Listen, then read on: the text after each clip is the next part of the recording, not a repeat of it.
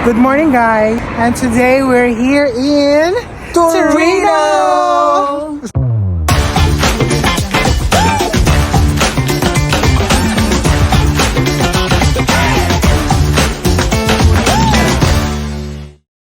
So it's our first official gala. Kasi kahapon, lumalafang lang, lakad-lakad sa city and then close ang mga ibang tadaanan kasi nga sa New Year's Eve. And pupunta kami sa dalawang tourist attraction here in Torino, which is the Egyptian Museum, and then ano ito, Amole, basta yung tower na patusok girl. Ilalagay ko na lang sa screen. So ayun, see you there, bye! So sumakay ng mga bakla. Pakam ko siya sa video, masyado siyang maganda. Huwag ka lumapit dyan. So guys, naglalakad na kami. Going to Egyptian Museum here in Turin. We're going to Egypt. Museum going to Turin. This one. Turin, Italy.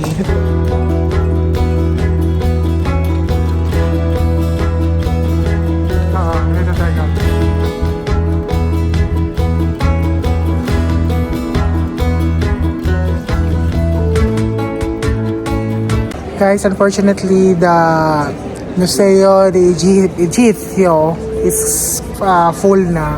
So, hindi kami pwede makapasok. Sayang talaga.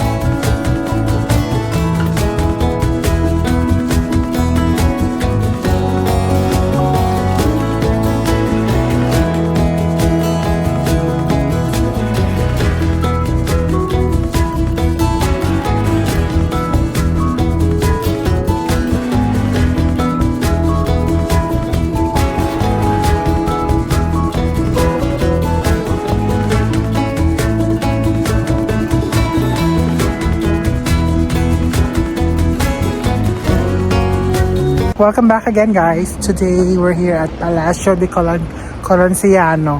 Tama ba yung pagbigkas ko? So, nag-strolling muna kami, guys, kasi nga maaga pa. And then, yun, familiarize sa lugar ng Torino kasi first time namin dito sa Torino. Ang ganda, guys. Tingnan nyo naman, oh. Welcome to Torino!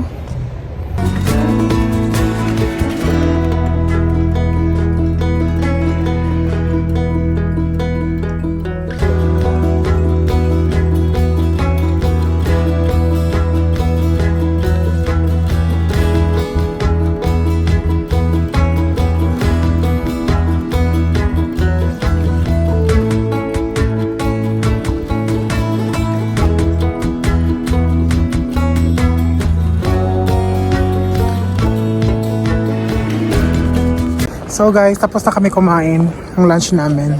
Nag-McDo lang. Kasi walang pera. Tapos na. So we're going to this iconic tower here in Turin. Which name is Mole Antoniana. This is the very famous tower here in Turin. So kapag pupunta ka dito sa Turin, dapat papuntahan mo itong tower na to. So see you there. Guys, nandito kami sa famous tower here in Turin. We call it Mole di Antoniana. Right? So ito yun, guys.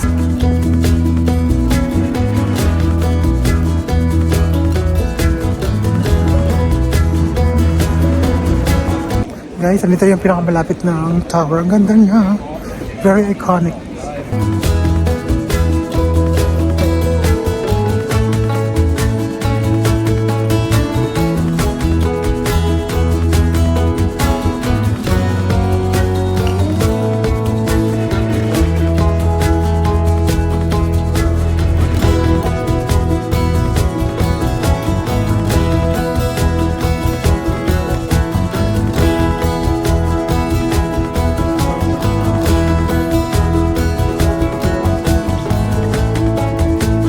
Guys, andito pala yung hammer ni Thor.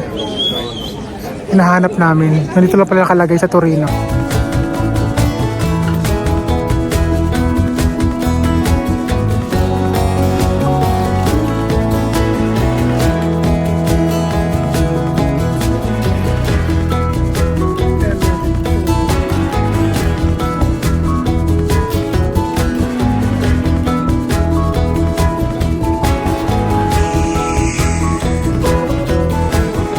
So guys, tapos na kami mag-pictorial dito sa Mole Antoniano. Sa Turin, yung pinakasikat na landmark and pinakasikat na tower dito sa Turin in Italy, Torino, Italy. So punta kami ngayon, tapos mo kasi colorful. Punta kami ngayon sa isang castello na malapit dito sa spot ng pinuntahan namin. So see you there. So guys, naglalakad kami ngayon. Ito yung yung Mole Antoniana. Naglalakad kami papunta sa isang castello dito sa Turin. And pumasok kami sa isang malaking park. Malamig. Pero hindi pa rin burado yung kilay natin ng kapal. Si Senyora. Tanya, so anong masasabi mo sa Turin? Sa Torino?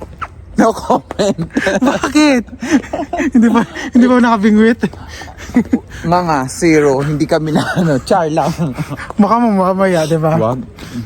So, anong masasabi mo sa Turin? Torino, the place is so nice and historical. You know. Maraming Parang palace. same lang din naman sa sa Milano. But here, konti nga lang tao, at least kahit pa paano makapaglibot ka talaga ng bongga. Kaya nga. Yeah. Like Milano, sobrang crowded. Crowded, Medyo, no? yeah. Overrated. Ito Yes. underrated. So, ikaw, ma'am, anong masasabi mo sa Torino? Okay lang din, hindi siya ganun ka-boring pasyalan. Pangit yata yung color ng Tapos, hindi siya masyadong crowded, so okay lang siyang pasyalan. Mag-stroll ka. Pero sad to say, may mga close na mga lugar. establishment na hindi namin napuntahan. So let's go. Kaya nga.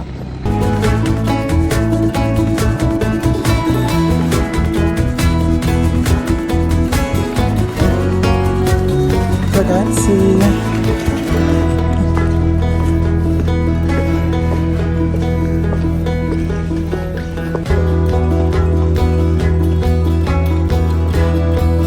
Ayan.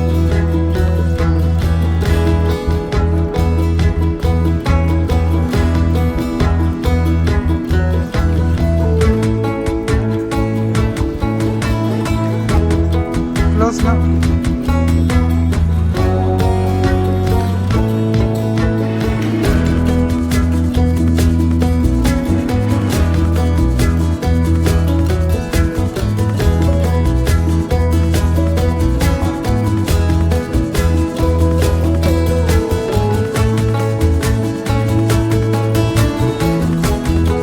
Tara mo, 10 minutes lang tayo.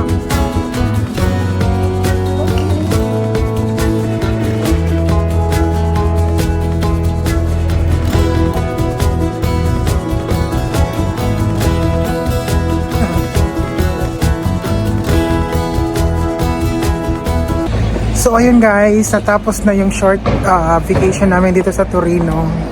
Napuntahan naman namin ang mga tourist destination pero hindi kami nakapasok kasi more like overbook, fully book, and walang spot and then close. So thank you so much for watching and see you next week for our vlog. Bye, Danya. Diyos ko, senyora, bye. Ciao, see you in our next vlog.